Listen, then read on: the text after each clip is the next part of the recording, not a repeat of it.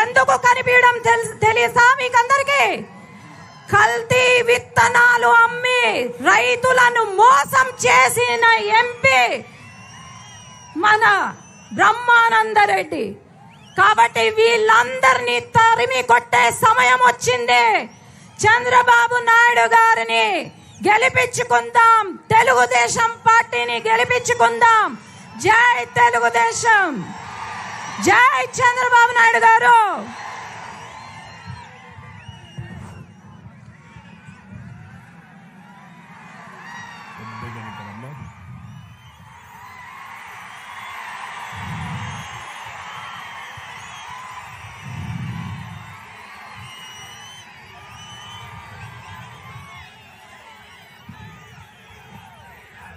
గౌరవనీయులు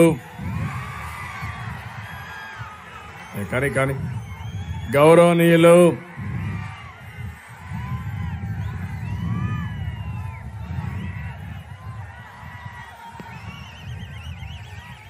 మీ ప్రియతమ నాయకుడు, మాజీ శాసనసభ్యుడు, 2 నెలల్లో మళ్ళా ఎమ్మెల్యే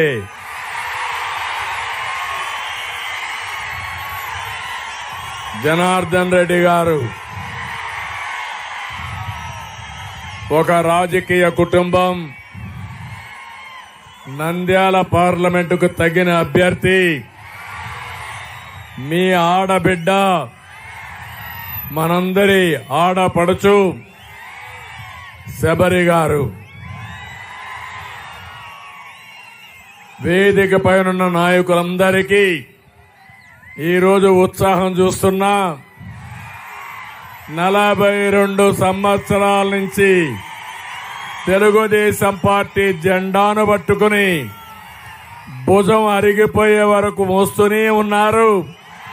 మళ్లీ ఈరోజు మిమ్మల్ని చూస్తా ఉంటే మేము గెలిపించుకుంటామని ముందుకు వచ్చిన నా తెలుగుదేశం పార్టీ కుటుంబ సభ్యులందరికీ నాకు ఒక నమ్మకం ఉంది. నా తమ్ముళ్ళు అనుకుంటే తెలుగుదేశం పార్టీ గెలుపు సునాయాసం. ఏం తమ్ముళ్ళు, గెలిపించుకుంటారా మీరు? నమ్మకమేనా మీరు? అదే సమయంలో జన సైనికులు కూడా పెద్ద ఎత్తున వచ్చారు. విజయం కోసం నిరంతరం పనిచేస్తున్నారు. అలాంటి జన సైనికులకి మనస్ఫూర్తిగా స్వాగతం. దీంతో కూడా మళ్ళా మనకు బీజేపీ నాయకులు, కార్యకర్తలు అదనంగా వచ్చారు. అందరం కలిసాం. ఒక దుర్మార్గుణ్ణి ఓడించడానికి, రాష్ట్రాన్ని కాపాడుకోవడానికి ఒక జట్టు కట్టాం. అదే ఎన్డీఏ. ఆ విషయం మీరు గుర్తుపెట్టుకోవాల్సిన అవసరం ఉంది. ఈరోజు ఇక్కడే సామాజిక న్యాయం కోసం పోరాడే ఎంఆర్పీఎస్ కూడా ఈరోజు మనతో కలిశారు. ఏం తమ్ముళ్ళు, అందరం కలిసిన తర్వాత గెలుపు సునాయాసమా కాదా? కొద్దిగా మైక్ పెంచి, ఏం అనుమానం లేదు. మన గెలుపు సునాయాసం. ఇప్పటి నుంచి అన్స్టాపబుల్. అయితే ఈరోజు ఒక్క విషయం మీకు చెప్పాలి. 42 సంవత్సరాలు పూర్తి చేసుకున్నాం తెలుగుదేశం పార్టీ ఏర్పాటు చేసి. ఒక మహనీయుడు, ఒక శుభముహూర్తాన్ని పెట్టిన పార్టీ తెలుగుదేశం పార్టీ. తెలుగు జాతి ఆత్మ గౌరవాన్ని చాటి చెప్పిన రోజుది. తెలుగు జాతికి గుర్తింపు వచ్చిన రోజుది. బడుగు బలహీన వర్గాలకు రాజకీయ ప్రాధాన్యత లభించిన రోజుది. ప్రజలకు సంక్షేమం, అభివృద్ధి, సుపరిపాలన పరిచయం చేసిన రోజుది. ఇంకో పక్క ఒక ప్రాంతీయ పార్టీ జాతీయ భావాలతో ముందుకు పోయాం. దేశంలోనే ఒక ప్రత్యేకమైన స్థానం ఏర్పాటు చేసుకున్నాం. నేనందరినీ ఒకటే కోరుతున్నా, క్రీస్తు శకం ఎట్లయిందో తెలుగు జాతికి తెలుగుదేశం శకం కూడా అంతే. తెలుగుదేశం పూర్వం, తెలుగుదేశం తర్వాతని తెలుగు జాతి గుర్తుపెట్టుకునే రోజు. అలాంటి పవిత్రమైన రోజున బనగానేపల్లికి రావడం నా అదృష్టంగా నేను భావిస్తున్నా. ఇది ఈ రోజే కాదు, చరిత్రలో ఎప్పుడో గుర్తుండిపోయే రోజు. ఆ మహనీయుడు 42 సంవత్సరాల కంటే ముందు కూడు గుడ్డ ఇల్లు పేదవాడికి ఇవ్వాలని తెలుగుదేశం పార్టీని ఏర్పాటు చేశారు. అంత మునుపు బియ్యం తిన్నవారికి, కడుపు నిండా భోజనం లేని వారికి 2 రూపాయల కేజీ ఇచ్చిన ఘనత తెలుగుదేశం పార్టీది. అంతేకాదు, రైతులకు సాగునీరు ఇవ్వాలని ఒక యజ్ఞం మారిగా అనేక సాగునీటి ప్రాజెక్టులు తీసుకొచ్చి రాయలసీమకి మేలు జరగాలంటే కృష్ణా జలాలు రాయలసీమకు రావాలని ఒక ఆలోచన చేసిన మహనీయుడి యొక్క పార్టీ పుట్టిన రోజు ఇది. ఇంకో పక్క ఈరోజు మీరు చూస్తున్నారు, అన్ని వర్గాలకు న్యాయం చేయాలనే సంకల్పం. పేదవాళ్లకు, వృద్ధులకి 35 రూపాయలతో పింఛను ప్రారంభించిన పార్టీ. ఇది కాకుండా వెనుకబడిన వర్గాల కోసం న్యాయం చేసిన పార్టీ. ఆర్థికంగా, సామాజికంగా అన్ని విషయాల్లో మమ్మల్ని ముందుకు తీసుకెళ్ళాం. ఇంకో పక్కన మీరు ఒకసారి చూస్తే జాతీయ స్థాయిలో ఏ పార్టీకి దక్కని గౌరవం తెలుగుదేశం పార్టీకి దక్కింది.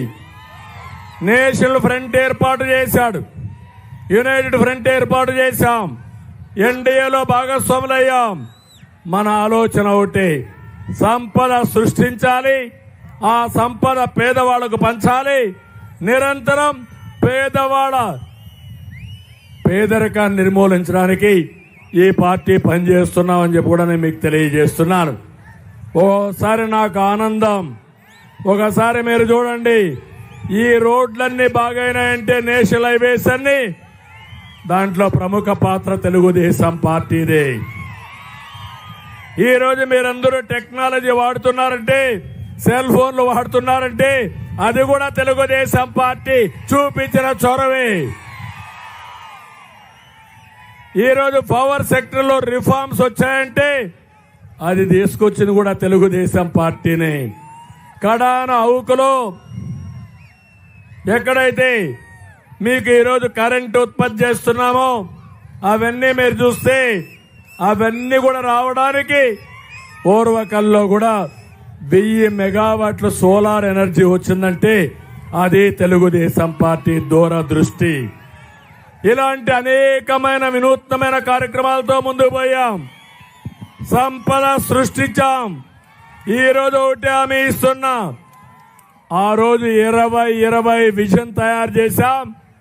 హైదరాబాద్ నగరాన్ని ప్రపంచంలోనే నెంబర్ 1 గా పటంలో పెట్టిన ఘనత తెలుగుదేశం పార్టీది. రాష్ట్రం విడిపోయింది, విడిపోయిన తర్వాత అనేకమైనటువంటి సమస్యలు వచ్చాయి. ఎప్పుడు సమస్యలు వచ్చినా సమస్యల నుంచి పరిష్కార మార్గం చూపించే బాధ్యత తెలుగుదేశం పార్టీ తీసుకున్నాం. ఈరోజు మీరు చూడండి, నదుల అనుసంధానం చేయాలని పెద్ద ఎత్తున కార్యక్రమాలు చేశాం. పోలవరం 72% పూర్తి చేశాం. నా సంకల్పం గోదావరి నీళ్లు రాయలసీమకు రావాలి, ప్రతి ఎకరాకు నీళ్లు ఇవ్వాలి అనేది సంకల్పంతో ముందుకు పోయాం. అదే మరిగా పెట్టుబడులు పెద్ద ఎత్తున రావాలని పెట్టుబడుల కోసం ముందుకు పోయాం. నీళ్లుంటే ఏదైనా సాధ్యం నేను చెప్తాను. కడాన కియా మోటార్స్ ని ఒక వెనుకబడిన జిల్లా, పేద జిల్లా అనంతపూర్ జిల్లాకు తీసుకొచ్చిన ఘనత తెలుగుదేశం పార్టీది. అమరావతి నిన్న కూడా మాట్లాడుతున్నాడు సైకో ముఖ్యమంత్రి, 3 రాజధానులు చేశాడంట. కర్నూలు రాజధాని అయిపోయిందా? అయిపోయిందా అని అడుగుతున్నా మిమ్మల్ని. అభివృద్ధి అయిపోయిందా అని అడుగుతున్నా మిమ్మల్ని. 3 ముక్కల ఆటాడి 3 రాజధానుల పేరుతో అసలు రాజధాని లేకుండా చేసిన దుర్మార్గుడు, మన చిరునామా లేకుండా చేసిన వ్యక్తి ఈ వ్యక్తి. నేను ఎప్పుడో ఒకటి ఆలోచించేవారిని, అభివృద్ధి, సంక్షేమం, సంపద సృష్టించడం, వచ్చిన సంపద మళ్ళా ఈ పేదవాళ్లకు పంచాలనే కార్యక్రమంతో ముందుకు పోయాం. ఈరోజు నేను ఒకటి ఆలోచిస్తున్నాను, పేదవాళ్ళందరికీ అండగా ఉంటాం. భవిష్యత్తులో ఏం చేసినా మీకోసమే పనిచేస్తా. నా పట్టుదల మీకు తెలుసు. విజయం సాధించే వరకు, పేదరికం లేని రాష్ట్రాన్ని తయారు చేసే వరకు మీకు అండగా తెలుగుదేశం పార్టీ ఉంటుంది. అది 42వ ఆవిర్భావ దినోత్సవం సందర్భంగా మీ అందరికీ తెలియజేస్తున్నా.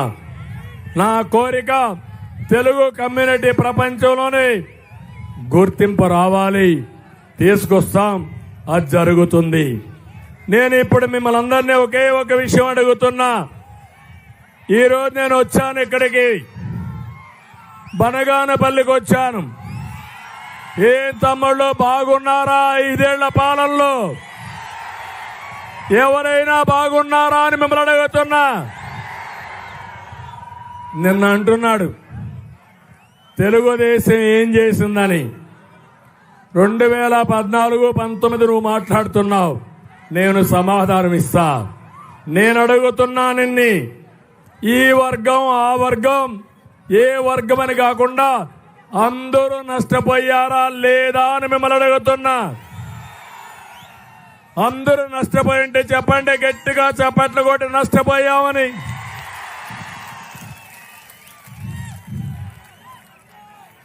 ఇక్కడ రైతులున్నారు. రైతన్నలారా, మీరు బాగున్నారా?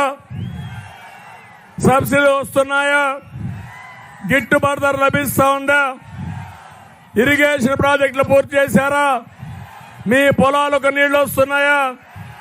మహిళలు మీరు చెప్పండి అమ్మా, మీకు రక్షణ ఉందా? నిత్యావసర వస్తువుల ధరలు అందుబాటులో ఉన్నాయా? ఈ ముఖ్యమంత్రి ఇచ్చేది 10 రూపాయలు, దోచేది 100 రూపాయలు, అవునా కాదా? ఈ పరిపాలన మీకు కావాలని అడుగుతున్నా. యువత ఈరోజు మీ ఉత్సాహం చూస్తున్నా. ఎగిరెగిరి ఆకాశంలో పడుతున్నారు. మంచి ఎండ మిమ్మల్ని చూసి భయపడింది, కానీ మీరు ఎండకు భయపడలేదు. ఒక దృఢమైన సంకల్పంతో వచ్చారు. ఆ సంకల్పం ఫ్యాన్ ని చిత్తు చేసి ముక్కలుగా కొట్టేసి